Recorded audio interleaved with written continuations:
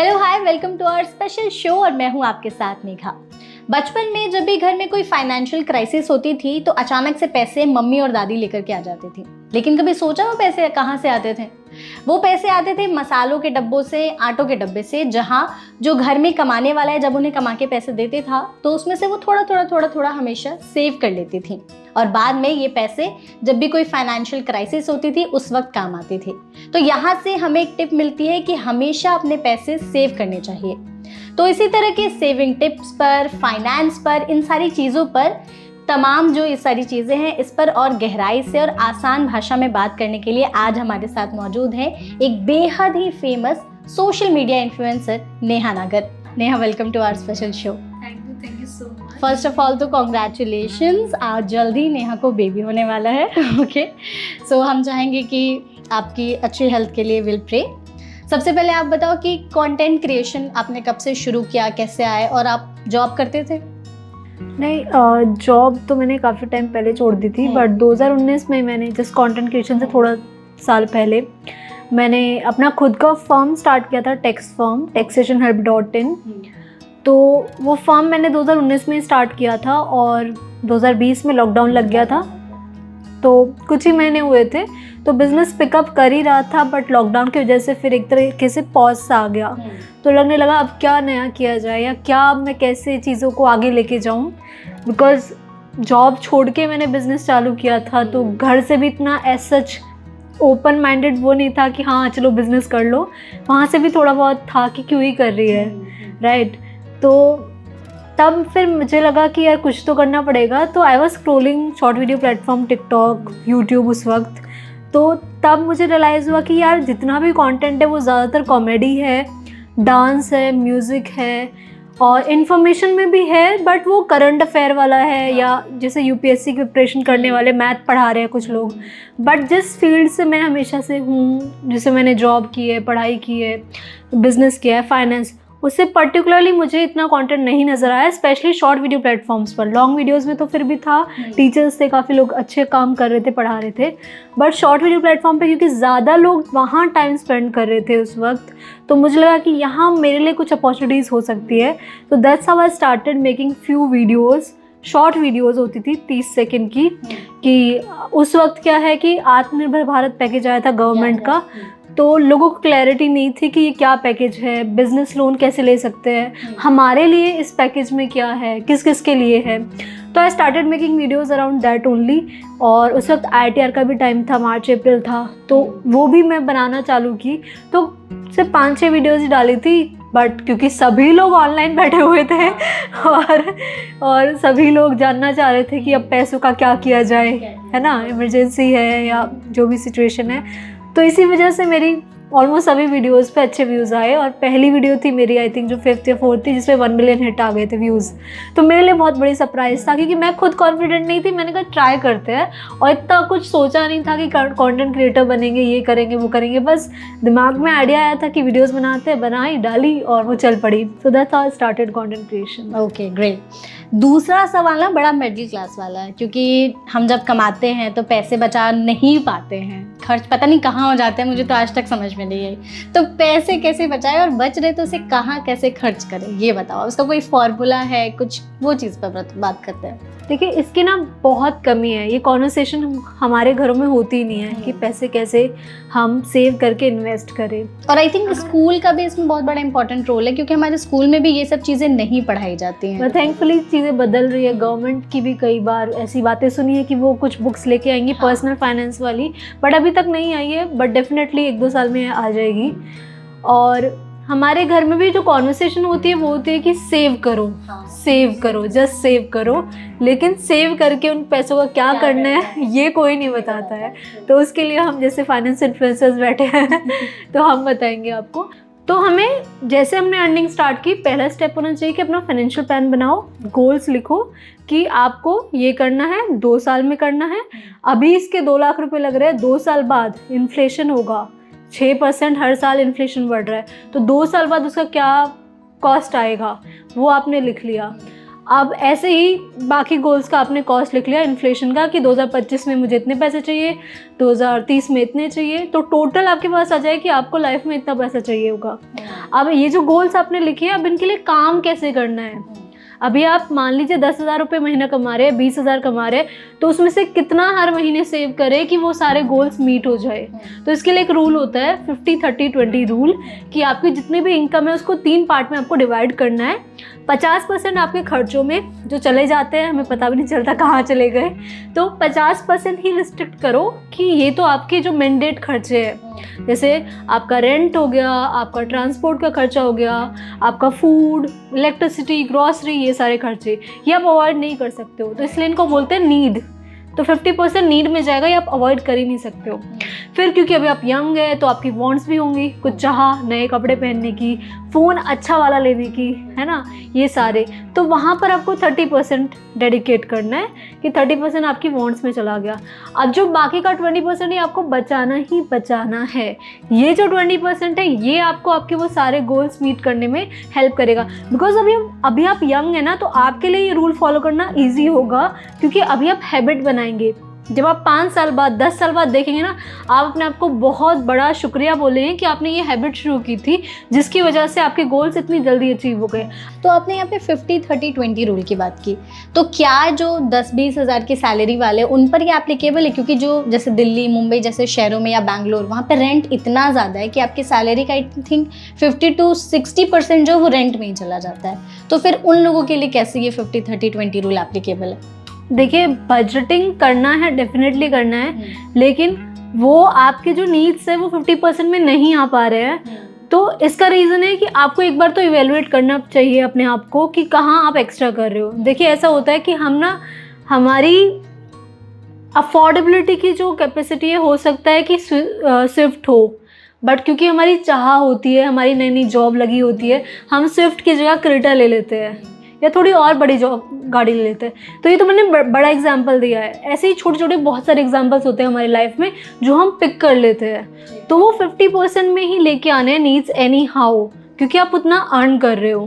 पहले तो ये करना है। दूसरा, फिर एक इनकम से काम नहीं चलेगा। अगर आप 20,000 की इनकम में नोएडा में रह रहे हो, क्योंकि जितने भी कैलकुलेशन कर लो आप, 1 BHK है, आपका फूड, ग्रोसरी, ट्रांसपोर्ट, 20,000 मिनिमम है, चाहे आप अकेले रह रहे हो चाहे आप फैमिली के साथ रह रहे हो, 20,000 तो आपका नीड्स में जाना ही जाना है। तो फिर अब ज़रूरत है कि आप ना सेकेंड सोर्स ऑफ इनकम बनाओ। बहुत सारी अपॉर्चुनिटीज़ हैं इंडिया में। कहते हैं डेवलपिंग नेशन है, हम वर्ल्ड की लार्जेस्ट इकोनॉमी बनने वाले हैं, टॉप 5 में हम, टॉप 5 इकोनॉमीज़ में हम ऑलरेडी है। तो अपॉर्चुनिटीज़ बहुत ही ज़्यादा अनगिनत है। 5G डिजिटल इंडिया की बातें कर रहे हैं हम। तो अब आपको देखना है कि ये जो सब ग्रोथ की बातें कर रहे हैं, डिजिटल इंडिया की बात कर रहे हैं, इसमें आप कहाँ से भागीदार बन सकते हैं। तो अब आपको यहाँ पर अपॉर्चुनिटीज़ ढूंढनी है कि आपकी सेकेंड सोर्स ऑफ इनकम बन सके। सो मूविंग ऑन, अभी जो इनकम की बात कर रहे हैं हम, तो यहाँ पे बहुत सारे जैसे ऑफर्स वगैरह आते हैं, क्रेडिट कार्ड ले लो, ये ले लो। तो क्रेडिट कार्ड को लेके लोगों में बहुत ज़्यादा कन्फ्यूजन रहती है, लेना चाहिए नहीं लेना चाहिए। क्योंकि मैंने भी बहुत सारे ऐसे लोगों को देखा जो क्रेडिट कार्ड ले तो लेते हैं, लेकिन फिर बहुत ज़्यादा कर्जे में डूब जाते, पे ही नहीं कर पाते उसको, कि चलो हाथ में पैसा आ गया, खर्च करते गए। तो इसको कैसे हम यूज़ करें अच्छे तरीके से कि हमारे लिए फ़ायदेमंद साबित हो, और एक टाइम के बाद कब हमें क्रेडिट कार्ड को बंद करा देना चाहिए? देखिए, कहते हैं अति किसी भी चीज़ की बुरी होती है, राइट। तो क्रेडिट कार्ड जो है वो अच्छी फैसिलिटी है, हमारे लिए बनाई गई है कि हमें इमरजेंसी पड़ रही है और हमारे पास कुछ नहीं है हेल्प के लिए, तो हमने अपना क्रेडिट कार्ड यूज़ कर लिया, राइट। और बहुत सारे बेनिफिट है, जैसे हमारा सिबिल स्कोर बिल्ड होता है। तो कई बार क्या होता है कि अच्छा अर्न कर रहे होते हैं लोग, सब कुछ अच्छा होता है, लेकिन उनके पास सिबिल स्कोर ही नहीं होता, क्योंकि आज तक उन्होंने लोन ही नहीं लिया होता है, कोई उनका क्रेडिट हिस्ट्री नहीं होता है। तो जब उनको कोई बड़ा फिर एकदम से घर लेना होता है, गाड़ी लेना होता है, तो उनको बहुत चक्कर काटने पड़ते हैं बैंक्स के, और उनका सिबिल स्कोर बिल्ड नहीं हो पाता, 6 महीने वेट करना पड़ता है। तो क्रेडिट कार्ड यूज़ करें आप अच्छे तरीके से तो बहुत अच्छी चीज़ है, बट इसका मिसयूज़ भी आप बहुत ज़्यादा कर सकते हो। जैसे कहा जाता है कि जो क्रेडिट की लिमिट है आपके, मान लीजिए आपकी 1 लाख है, तो 30,000 ही हर महीने खर्च करो, उससे ज़्यादा मत करो। तो हैबिट्स बहुत इंपॉर्टेंट है, इसलिए ज़रूरी है कि आप जब अपने अर्ली 20s में हो तो हैबिट्स बिल्ड करने पे ज़्यादा फोकस करो, रादर देन कि आप पैसा दुगना तिगना या ये सब इन्वेस्टिंग पे फोकस करो। तो हैबिट्स बिल्ड करो आप। क्रेडिट कार्ड से आप सिबिल स्कोर बिल्ड होगा, आपको रिवॉर्ड पॉइंट मिलते हैं, आपको डिस्काउंट्स मिलते हैं, बहुत सारे बेनिफिट्स हैं। लेकिन वो तभी है जब आप उसको रीपे भी टाइम पे कर रहे हो। आपने एक भी पेमेंट मिस की, फिर वो चार्जेस पे चार्जेस। नॉर्मल जो हमारे लोन है उनके मैक्सिमम 9-10% का ब्याज दर मिलता है, बट फिर इसमें क्रेडिट कार्ड का जो लोन है उसमें 36% का भी लगता है। तो वहाँ पर फिर वो आप साइकिल में फंसते जाते हो। इसीलिए बोला जाता है कि क्रेडिट कार्ड फिर आपको बर्बाद कर देते हैं। तो अगर आप डिसिप्लिन नहीं रह सकते, आप हैबिट्स को अच्छे से बिल्ड नहीं कर सकते, तो आपको नहीं यूज़ करना चाहिए। बट अगर आप वाइजली यूज़ करेंगे तो डेफिनेटली आपके वो बेटर के लिए ही काम करेगा। Okay, great. So moving on, एक सवाल ये कि आजकल एक नया कॉन्सेप्ट आया है बाय नाउ पे लेटर का। तो उसमें शादी के भी ऑप्शन है, मैरी नाउ पे लेटर। तो क्या ये कॉन्सेप्ट अच्छा है, बुरा है, और अगर अच्छा है तो इसको हम लोग कैसे यूज़ करें, और क्या ये लोन जैसे ही सॉर्ट ऑफ टाइप का है? तो इसको थोड़ा सा आप एक्सप्लेन करो। देखिए, जो हमारी पहली जनरेशन थी ना, वो फोकस करती थी सेविंग पर, ठीक है। अब इंडिया हो या वर्ल्ड हो, कंपनीज ने ये पहचान लिया कि सेविंग करेंगी तो भाई हमारा फ़ायदा नहीं होने वाला है। तो अब हमें क्या करना है कि लोगों की सेविंग वाली आदत छुटानी है और उनको ज़्यादा से ज़्यादा खर्च करवाना है। तो इसके लिए फिर डिफरेंट प्रोडक्ट्स आए, जैसे क्रेडिट कार्ड आ गया, बाय नाउ पे लेटर आ गया। कुछ ऐसे प्रोडक्ट है जो कहते हैं पे नाउ बाय लेटर। वो भी एक तरीके से वही है कि वो आपको खर्च करवाना चाह रहे हैं। तो कंपनीज ने फिर तरीके निकाले, EMI आपको दे दी, zero cost EMI। But eventually वो चाहते हैं कि आप कंजम्पशन ज़्यादा से ज़्यादा करो। बट आपको क्या चीज़ बेनिफिशियल है, आपको वो देखना है। हो सकता है कुछ लोगों के लिए बाय नाउ पे लेटर कुछ सिचुएशंस में बहुत सही बैठे कि उन्होंने टाइम पे ज़रूरत थी, उन्होंने कर लिया, फिर रीपे कर दिया। जैसे बिज़नेस में होता है कि मान लीजिए अभी मैंने नया बिज़नेस स्टार्ट किया, मुझे लैपटॉप की ज़रूरत है, तो मैंने अभी क्रेडिट कार्ड का यूज़ करके ले लिया, बट 6 महीने बाद मेरी इनकम अच्छी हो गई तो मैंने रीपे कर दिया। तो वो तो एक इन्वेस्टमेंट हो गई, तो मैंने यूज़ कर लिया उसे इस तरीके से फीचर को, ठीक है। बट मैं सिर्फ शौक के लिए कर रही हूँ और मेरे पास पता ही नहीं है कि आने वाले 6 महीने में इनकम है कि नहीं है, मैं रीपे करवाऊंगा कि नहीं। बिना वो एनालिसिस करे अगर मैं वो फीचर का यूज़ कर रहा हूँ तो डेफिनेटली वो मेरे लिए बुरा ही होगा और मैं उसको पछताने ही वाली हूँ। तो ये जो मैरी नाउ पे लेटर सेम थिंग है, वही कंपनी चाह रही है कि अगर आप किसी भी तरीके से कंजम्पशन को रोक रहे हो, कोई बात नहीं, मैं आपको लोन देती हूँ, इस तरीके से नहीं तो इस तरीके से लोन देती हूँ। तो है तो ये लोन देने के तरीके ही, और कंपनी चाह रही है कि आप ज़्यादा से ज़्यादा कंजम्पशन करो। बट अगेन फिर वही बात आती है, डिसिप्लिन और हैबिट्स। एक सवाल ये भी है कि बहुत से ऐसे हमारे जो पुराने टाइम की चीज़ें, महाभारत होगी, रामायण होगी, क्या ये हमें फाइनेंस के बारे में कुछ सिखाती हैं? क्या हमें इससे कुछ सीखने को मिलता है? तो उसके बारे में आप बताओ कुछ। देखिए, कहते हैं महाभारत, गीता, इनमें इतना ज्ञान है, हर चीज़ से रिलेटेड ज्ञान है। जैसे कि अभिमन्यु की कहानी है कि जब वो कोक में थे तो सुभद्रा को कहानी सुनाई जा रही थी चक्रव्यूह वाली, बट वो बीच में ही सो गई, तो अभिमन्यु नहीं सुन पाए पूरी कहानी को और चक्रव्यूह में फंस गए, क्योंकि उन्होंने एंट्री करने की कहानी सुन ली लेकिन एग्जिट की नहीं सुनी। तो इससे एक ज्ञान मिलता है कि हमें अधूरा ज्ञान नहीं लेना चाहिए। तो फाइनेंस में भी यही होता है, हमारे स्टॉक मार्केट में या पर्सनल फाइनेंस में हम टिप्स पे बहुत ज़्यादा फोकस करते हैं। मैंने आपको टिप दिया कि आप एक्स स्टॉक को ख़रीद लो, लेकिन मैंने बताया नहीं कि कब बेचना है, या मैं ये नहीं बता रही हूँ कि मैं कब बेच रही हूँ। जैसे हम न्यूज़ में पढ़ते हैं कि जैसे पहले पढ़ते थे राकेश झुनझुनवाला सर ने इतने स्टॉक खरीदे इस कंपनी के, अब खरीदने की आपके पास इन्फॉर्मेशन आ गई है, लेकिन वो बेचेंगे उसके बाद इन्फॉर्मेशन आएगी आपके पास, हो सकता है 1 दिन बाद आए, 1 हफ्ते बाद, तो तब तक तो आपको लॉस हो जाएगा। तो इसलिए ज़रूरी होता है कि हम पूरा ज्ञान लें, और ये जितनी बुक्स है हमारी, जो हमारे ग्रंथ हैं, सब में वही बातें कही गई है। क्लैरिटी रखो माइंड में, तो सारी ही बातें फाइनेंस पे एप्लीकेबल होती है फिर, क्योंकि इवेंचुअली हमारी लाइफ जुड़ी तो मनी से ही है ना। आपने इससे पहले 50-30-20 वाले रूल की बात की। 30 वाला जो पोर्शन था, आपने कहा अपनी नीड्स वगैरह पे, तो उसमें एक मेन पार्ट होता है शॉपिंग, जो आई थिंक सबको बहुत पसंद है। तो शॉपिंग एक ऐसी चीज़ है ना कि हम लोग जाते हैं तो ऐसा लगता है अंदर का कुछ इंस्टिंक्ट जाग गया है, ये भी ले लो, ये भी ले लो, ये भी ले लो, तो इसमें हमारे ज़्यादा पैसे खर्च हो जाते हैं। और सबसे मुझे ये चीज़ लगती है कि सेल में अगर आप शॉपिंग करने जाते हो ना, तो सस्ता सामान देख करके ऐसा लगता है कि दिमाग फिर गया भाई सब कुछ उठा लो। तो सेल में शॉपिंग करना खतरनाक है कि नहीं है, और अगर कर रहे हैं तो उसको कैसे हम अच्छे तरीके से यूज़ करें कि हमारे ही काम आए बाद में। इसे कहते हैं इम्पल्स बाइंग। हाँ। हमने देखा सेल में, तो कई बार क्या होता है कि हम सेल में खरीद तो लाए लेकिन वो कभी यूज़ ही नहीं हुआ। तो कहने को हमने 50% बचा लिया किसी प्रोडक्ट पे, लेकिन जब वो घर आ गया तो वो 50% बचाया हुआ भी बेकार, और जो खर्च कर दिया वो भी बेकार है क्योंकि वो कभी यूज़ ही नहीं हुआ। तो हमेशा देखना चाहिए, मैं तो कहूँगी सेल से थोड़ा सा दूर रहना चाहिए। जो ईयर एंड सेल आती है वन टाइम ईयर में, वहाँ खर्च कर रहे हो आप पूरा प्रॉपर प्लानिंग से, मुझे ये चाहिए वो ठीक है, लेकिन हर महीने हर दूसरे महीने सेल चलती रहती है, राइट। सीज़न सेल हो गई, ये सेल हो गई, वो सेल हो गई, मिंत्रा पे, अमेज़ॉन पे, कितनी ऐप्स पे ये सेल चलती रहती है। तो इनसे थोड़ा सा बचना चाहिए। अनटिल एंड अनलेस कोई चीज़ बहुत ज़रूरी है आपकी तो आप लो, अदरवाइज़ आप स्क्रोलिंग में बहुत टाइम वेस्ट कर देते हो। ऑनलाइन की बात कर रही हूँ मैं। ऑफलाइन में क्या होता है कि पसंद आ गया आपको और आप पहन के देखा अच्छा है, लेकिन बाद में कभी यूज़ नहीं कर रहे हो।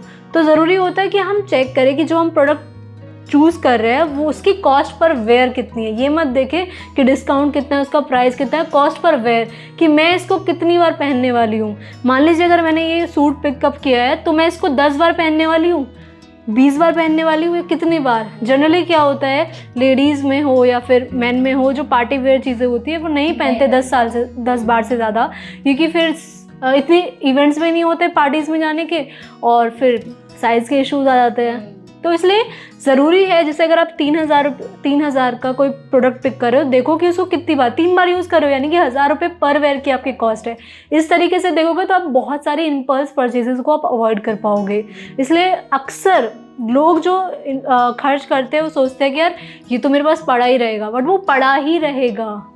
सो बेटर है कि आप या तो रेंट आउट कर लो या फिर कॉस्ट पर वेयर करके ये जो एनालिसिस है प्रॉपर करो एंड देन डिसाइड करो। ठीक है, तो शॉपिंग में मेरे को और ये भी सवाल है कि लोग जैसे मान लो इफ इन एग्जाम्पल है सरोजनी, वहाँ पे इतने सस्ते में कपड़े मिलते हैं, लोग खरीद करके ले आते हैं, और किसी आप ब्रांड में जाओ तो काफ़ी महंगे मिलते हैं। तो दोनों में से हमें वाइजली कहाँ से शॉपिंग करनी चाहिए कि हमारे लॉन्ग टर्म के लिए भी अच्छे हो और पैसे भी? देखिए, कपड़े एनवायरनमेंट के लिए भी हार्मफुल होते हैं। एक टी शर्ट को बनने में हज़ारों किलो का वाटर जो है वेस्ट होता है, लीटर का वाटर वेस्ट होता है। तो एनवायरनमेंट का सोचा जाए तो भी हमें जो न्यू परचेजेस है वो बहुत कम करने चाहिए, और कॉस्ट पर वेयर को एनालाइज करना चाहिए। और तीसरा एक और बहुत इम्पॉर्टेंट मेथड है कि आप जो प्रोडक्ट पिक कर रहे हो, कपड़े पिक कर रहे हो, ऐसे पिक करो कि वो आप एवरग्रीन यूज़ कर सको। तो थोड़ा सा जो ट्रेंडी स्टफ़ होता है उससे दूर रहने की कोशिश करो, और आप जो पिक करो बेसिक कपड़े हो। तो बेसिक अगर आप पिक कर रहे हो तो अगर आप क्वालिटी के ब्रांडेड यूज़ करें तो शायद उनका जो कॉस्ट पर वेयर है वो कम हो जाएगा, क्योंकि आप वो बहुत बार यूज़ कर रहे हो। लेकिन सरोजनी में कुछ अच्छे मिलते हैं क्वालिटी के, कुछ बहुत लो क्वालिटी मिलते हैं। तो अगर वो लो क्वालिटी आप पिक कर रहे हो, सरोजनी हो या कोई भी और मार्केट हो, तो वो उसकी वन टाइम ही कॉस्ट होगी। शायद आप एक बार पहनोगे और दूसरी बार शायद उसको पहनोगे भी नहीं। तो आपको ये कॉस्ट पर वेयर देखनी चाहिए, और आपको देखना चाहिए कि आप ऐसे प्रोडक्ट पिक करो कि जो लॉन्ग टर्म तक आप पहन सको। ऐसा नहीं कि इस साल ही या इस महीने ही ट्रेंड में था, पहन लिया और फिर आगे नहीं पहन पाए।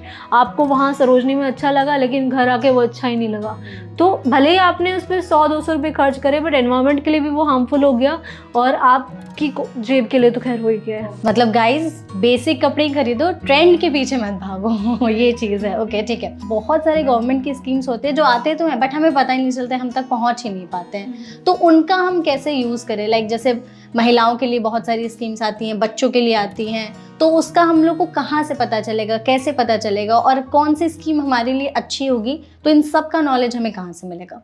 देखिए, फाइनेंस इन्फ्लुएंसर्स बता रहे हैं आपको ये तो सभी कि कहाँ से कैसे आपको इन्वेस्टिंग या बेनिफिट्स लेने हैं। अब वुमेन के लिए बहुत सारे बेनिफिट्स हैं हमारे पास, जैसे सुकन्या समृद्धि योजना है, तो वो भी गवर्नमेंट की स्कीम है।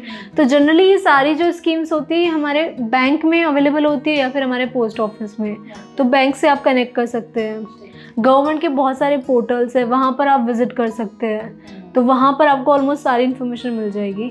बट आपको देखना होगा, आपको खुद भी अवेयर करना होगा अपने आप को इन स्कीम्स के बारे में, क्योंकि गवर्नमेंट जैसे इस बजट में महिला सम्मान सेविंग सर्टिफिकेट का नाम की एक स्कीम लेके आई है, जिसमें एफडी से ज़्यादा रिटर्न आपको मिल रहा है। तो एफडी पे अगर 6-7% मिलता है, तो महिला सम्मान सेविंग सर्टिफिकेट में आपको गवर्नमेंट 7.5% का फिक्स इंटरेस्ट रेट दे रही है। अगर आप 2 लाख तक इसमें इन्वेस्ट कर सकते हैं 2 साल तक ही, तो ये भी काफ़ी अच्छा ऑप्शन है। अगर आप एफडी में नहीं इन्वेस्ट करना चाहते या किसी और इंस्ट्रूमेंट में, तो यहाँ पे आपको 7.5% का फिक्स मिल रहा है। इसी तरीके से हमारी सुकन्या समृद्धि योजना है, जो वुमेन के लिए स्पेशली, कि आपकी बच्ची है 10 साल तक की, तो उसके लिए उसके नाम पर आप इन्वेस्टिंग चालू कर सकते हैं। इसमें भी आपको 7 से 8% का इंटरेस्ट रेट मिलेगा, जो इन्फ्लेशन को बीट कर देगा। और अगर आपका कुछ टैक्सेशन है, तो वो जो मैंने बताया कि टैक्सेस वगैरह को भी देख के हमें इन्वेस्टिंग चालू करनी चाहिए, तो वो भी आपको मिलेगी। ऐसे ही हमारा सोवरिन गोल्ड बॉन्ड स्कीम है सरकार की, तो गोल्ड के जो रिटर्न है मार्केट के, वो तो आपको मिलेंगे। साथ में गवर्नमेंट आपको 2.5% हर साल एक्स्ट्रा दे रही है। तो गोल्ड ने अगर मान लीजिए 9% दिया, तो 2.5% गवर्नमेंट भी दे रही है। तो और इसमें टैक्स भी नहीं लगता है।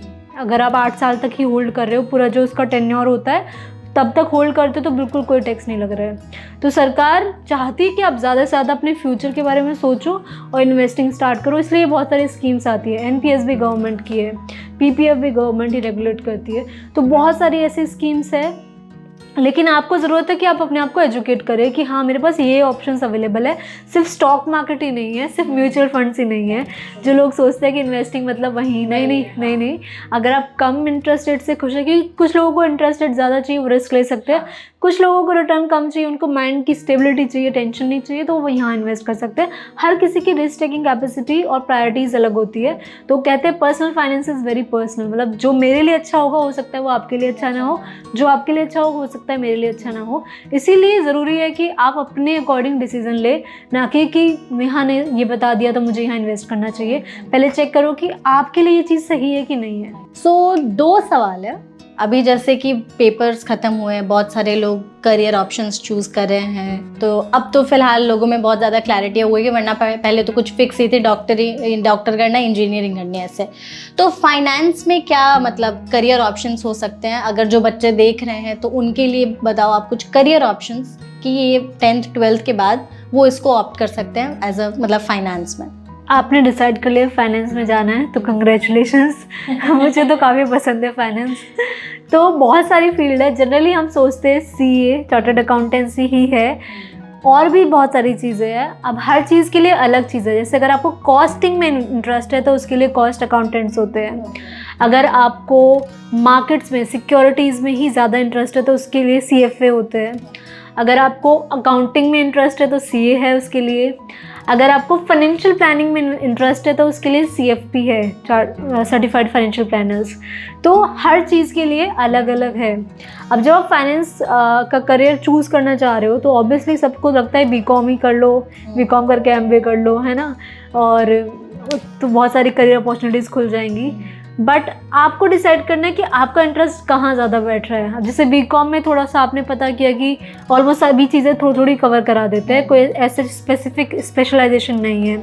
सीए में है अकाउंटिंग, कॉस्ट अकाउंटिंग है कॉस्ट अकाउंटेंट्स के लिए, सीएफपी में फाइनेंशियल प्लानिंग है। तो किसमें कितना ज़्यादा कौन से सब्जेक्ट को कवर कर रहे हो और आपको उसमें कितना मज़ा आ रहा है, ये देखना बहुत ज़रूरी है। आपको अच्छा लगना बहुत ज़रूरी है। आपको अच्छा लगेगा तो आप एंड तक टिके रहेंगे, अदरवाइज़ आप बीच में ड्रॉप कर देंगे और फिर आपका करियर बिगड़ सकता है। तो इसलिए ज़रूरी है अपने आप को एजुकेट करें। जितने भी ऑप्शंस मैंने अभी आपको बताए, इनके अलावा हज़ारों ऑप्शंस और भी है। बीकॉम करके आप इन्वेस्टमेंट बैंकर बन सकते हो। मैंने वेल्थ मैनेजर की जॉब किया है एफएल सिक्योरिटीज़ में, तो वहाँ मैंने फंड्स मैनेज किए हैं। तो वेल्थ मैनेजर बनना है तो मैंने एमबीए करके किया है, तो एमबीए करके भी आप वेल्थ मैनेजमेंट कर सकते हैं, लोगों का पैसा मैनेज कर सकते हैं। तो ऐसा इतना हार्ड एंड फास्ट रूल नहीं है, बस आपको बस चेक करना है कि आपका इंटरेस्ट सबसे ज़्यादा कहाँ बैठ रहा है। ठीक है, तो एक मेरा क्वेश्चन ये रहेगा कि कौन से ऐसे फाइनेंशियल मिस्टेक्स हैं जो हमें अवॉइड करने चाहिए? बचपन से, मतलब छोटे से ही हमें कभी कुछ सिखाया जाता नहीं है ऐसा, वही जैसा कि हमने शुरू में बात की, बस सेव करो सेव करो सेव करो, कहाँ करना है कैसे करना है कुछ नहीं बताया जाता। मुझे आई थिंक मैं अपनी बात करूँ तो मुझे 2 साल हो गए कमाते कमाते, मेरे पास एक पैसा नहीं है, मैंने कुछ सेव नहीं किया। तो मैं वही समझती हूँ कि कौन से ऐसे मिस्टेक्स जो हमें एकदम अवॉइड करने चाहिए, वो उसके बारे में बताओ। पहला मिस्टेक तो सभी करते हैं, नॉट इन्वेस्टिंग अर्ली। हम जल्दी नहीं करते हैं शुरुआत चीज़ों की, जबकि हमें जब नज़र आने लगे ना कि हमारी इनकम स्टेबल हो गई है या हमारी इनकम अभी आने ही वाली है 1-1.5 साल तक, कोई ऐसा प्रॉब्लम नहीं होगा, तो इमरजेंसी फ़ंड के बाद इंश्योरेंस या हेल्थ इंश्योरेंस जो मैंने बताया, उन सब स्टेप्स के बाद हमें इन्वेस्टिंग चालू कर देनी चाहिए अपने सारे फाइनेंशियल गोल्स के। अब मैं एक एग्जांपल दूंगी यहाँ पर कि मान लीजिए मुझे 15 साल बाद 30 लाख की ज़रूरत है, मुझे घर तो नहीं आएगा 30 लाख में मान लीजिए कि गाड़ी लेनी है मुझे, तो उसके लिए मैं अभी से चालू करती तो 6,000 रुपये हर महीना इन्वेस्ट करके मैं वो गोल अचीव कर लूँगी। लेकिन अगर मैं 5 साल भी डिले करती हूँ ये चीज़, तो 6,000 की जगह मुझे फिर 13,000 रुपये हर महीने इन्वेस्ट करना पड़ेगा, तो डबल इन्वेस्ट करना पड़ेगा। और 5 साल बाद मेरी जिम्मेदारी भी बढ़ जाएगी, हालांकि सैलरी भी बढ़ेगी मेरी, बट जिम्मेदारी ज़्यादा बढ़ जाएंगी, मेरी फैमिली बढ़ जाएगी, मेरी हेल्थ कंडीशन कुछ भी हो सकता है। तो जितना जल्दी हम स्टार्ट करते हैं उतना कम इन्वेस्टमेंट में हम ज़्यादा गोल्स अचीव कर पाते हैं, क्योंकि हमारे पास कंपाउंडिंग का बेनिफिट होता है। एक और एग्जांपल है, मान लीजिए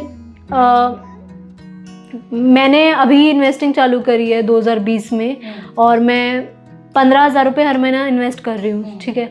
आपने मेरे को देखा कि यार मैं तो इन्वेस्टिंग कर रही हूँ, आपने 2030 में स्टार्ट किया, 10 साल बाद आपने बोला नेहा तो 15 कर रही थी, मैं तो 30 करूँगी अब, तो नेहा को जो बेनिफिट मिला है जल्दी स्टार्ट करने का मेरे को मिल जाएगा, क्योंकि मैं तो सिर्फ डबल कर रही हूँ।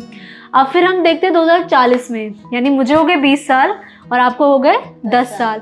अब 10 साल में आपने 36 लाख ही लगाए हैं, क्योंकि अब 15 की जगह 30 कर रहे हैं। मैंने 15 किए 20 साल में, मैंने भी 36 ही लगाए हैं। आपका जो रिटर्न है वो रिटर्न रहा है 82 लाख, ठीक है। मेरा जो रिटर्न रहा है वो रहा है 2 करोड़। कितना डिफरेंस है, मतलब सेम अमाउंट हमने इन्वेस्टिंग चालू किया है, बस टाइम का डिफरेंस है कि मैंने 10 साल जल्दी हूँ। तो अगर जल्दी स्टार्ट कर रहे हो ना, तो कम पैसे इन्वेस्ट करके आप ज़्यादा रिटर्न कमा सकते हो, और ज़्यादा भी नहीं, दुगना तिगना, क्योंकि कंपाउंडिंग का बेनिफिट आपको मिलता है। और स्टॉक मार्केट में आपको 15% लॉन्ग टर्म में रिटर्न मिलता है। शॉर्ट टर्म में बहुत सारी प्रॉब्लम्स हो सकती है, हो सकता है जब आपको पैसे की ज़रूरत हो तभी कुछ मार्केट में क्रैश हो जाए, तब आप फंड्स नहीं निकाल पाओ। इसलिए जल्दी से जल्दी आप स्टार्ट करो, सो दैट आप अपने गोल्स को अच्छे से और हाई रिटर्न के साथ अचीव कर पाओ। तो पहली गलती हम लोग यही करते हैं। दूसरी गलती हम करते हैं कि हम सब चीज़ ना एक ही जगह लगा देंगे। अच्छा, किसी ने समझाया स्टॉक मार्केट अच्छा है तो सब कुछ भूल गए, PPF जो हमारी सुकन्या समृद्धि योजना है, या सब कुछ भूल गए, सिर्फ वहीं लगा दिया। तो डाइवर्सिफाई करना भी बहुत ज़रूरी है।